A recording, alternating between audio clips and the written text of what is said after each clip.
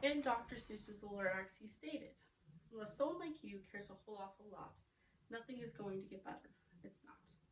Today, I'm going to talk about single-use plastics, and I want to start off with states who've already placed bans on single-use plastics. 8 states, starting with California, Connecticut, Vermont, Delaware, Hawaii, Massachusetts, Oregon, Vermont, and New York, have all placed bans. In fact, Vermont took it a step farther, and instead of just banning plastic bags like the other 7 states, they also placed bans on single-use plastic straws. And that's because they believe single-use plastics can harm us and they can harm their state's economy, and they wanted to take a step. Now, other states like North Dakota and Tennessee, Minnesota, and Oklahoma don't agree with that, and they place preemption laws which actually stop placing bans, so the state can't place bans at the local level because these preemption laws, and they put those on their local level because they believe that actually the single-use plastics isn't actually a majority of the United States issue, and because the United States doesn't produce the majority of it and other countries like China do, that it's really not our largest concern. Now, I stand with the sides of the 8 states who are in agreement that we should place bans on single-use plastics. And the reason is after researching over 30 resources and actually 5 years of experience in it, I came to the conclusion that actually the pro side has a lot more depth into why we should be banning single-use plastics and why it can be helpful to us. And that's why today I'm going to talk about why the United States should pass Bill S.3263, Break Free from Plastic Pollution 2020. And I'm going to start off by first talking about how the single-use plastics are going to pose harm to our American health. You're also going to find that my second point is that a small percentage of single plastics is actually being recycled. And then I'm going to move on to my final point, and that's so even though the opposition believes it's not the majority of the United States' fault and that we shouldn't take a step, that's empirically false. So first, on to my first argument, and that's that the US is being harmed by single-use plastics. Macquarie University did a research on single-use plastics and found that they're breaking into the ocean and they're harming small green algae that are a big producer of our oxygen. In fact, they're finding that small green algae and coral reefs that are being destroyed by these single-use plastics because the chemicals in them, they're actually 60% of our oxygen that we get from them, they're actually being destroyed, and they're actually being destroyed because they're finding these chemicals from the single-use plastics are being absorbed into them and they just can't stand it. Now, Thiel and Hudson, which are professors at the University of Southampton, found that they can end up in our dinner plate through things like table salt, beer, and honey. Now, these chemicals that I keep talking about are chemicals like chlorine and lead, and they have found that these chlorine and lead and these microplastics are causing issues with immune and gut problems in ourselves. A good solution, Thomas Udall noted, is by passing this, you're going to be solving that issue by first, you're going to be getting rid of any of the harm in our food sources. And secondly, by putting proper investment, Thomas Udall found that we're giving ourselves the chance to come up with better biodegradable sources. Next, I'm going to move on to my second point, and that's that a small percentage of it is actually recyclable.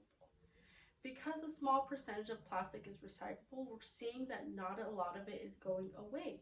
Christina Casillo, a Smithsonian Institute researcher, found that 9% of plastic is actually recycled, while 91% is incinerated or actually ending up in landfills. Now, E360, a Yale University resource, found that Walmart, big corporations like Walmart, have false recyclable labels because it actually has things like the chlorine and the lead I mentioned earlier, and then dyes that actually can't be recycled. So we have a mass accumulation that coming from the United States, and it's actually stopping the process of getting rid of the plastics. So now we can't get rid of them, and it's hurting our health. And that's why a good solution would be pass S.3263, Break Free from Plastic, because Thomas Udall found that when we stop making them and we replace them with alternatives, we're going to be giving ourselves a better chance at getting rid of those plastics and putting them into a better effective use while also coming up with a biodegradable source. And he also found it makes our country a better leader because it's giving the other countries a chance to see what we've done and actually build upon it to help our ocean conservation, our oxygen level increase. So I'm going to move on to my final point, and that's that even though the United States is not responsible for a large majority of the plastics being put in our environment, and that states like countries like China are a large producer of it, that the opposition is empirically false, and here's why. First, I want to talk about how by denying that we have any contribution, it actually causes the opposition to fall apart. And that's because Johnson and Ketkar, who are professors at Northern University, found that 40,000 tons of single-use plastics are breaking into our oceans from the United States alone. So we still are a large contributor. We may not be the #1 contributor, but we are a large contributor. And because of that, we're still causing issues with our environment. Joyce, a correspondent at National Public Radio, found that we used to actually send them to China, and when we stopped doing that, we actually stopped being able to find out where to put them. So now we have a mass accumulation that has been increasing significantly. And Castillo, she said that by getting rid of them, you're going to be able to ease the stress off the ocean. And that's why I believe that an impact would be to get rid of them overall, is by getting rid of that 40,000 ton we're putting into the ocean. We're giving the United States a fair chance at getting rid of the harms that come along with the plastic.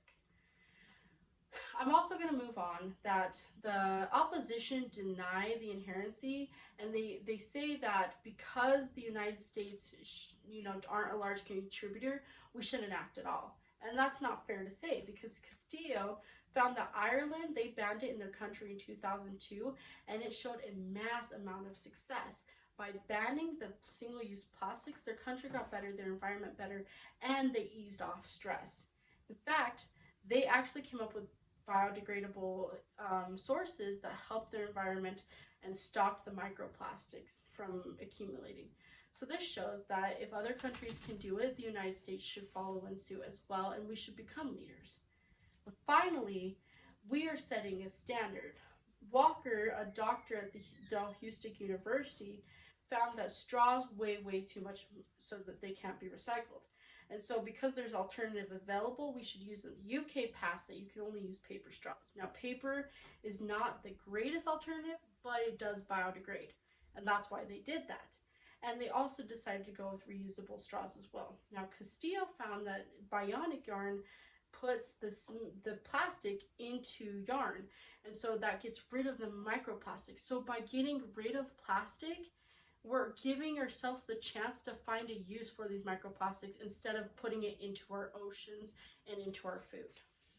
So in conclusion, today I talked about how we should pass Bill S.3263, and I talked about how first, it can hurt our health, second, it hurts our recycling, and third, despite the opposition claims, they're empirically false. It can be in our air, our food, and our environment. And if we don't work together, nothing is going to get better. It's not.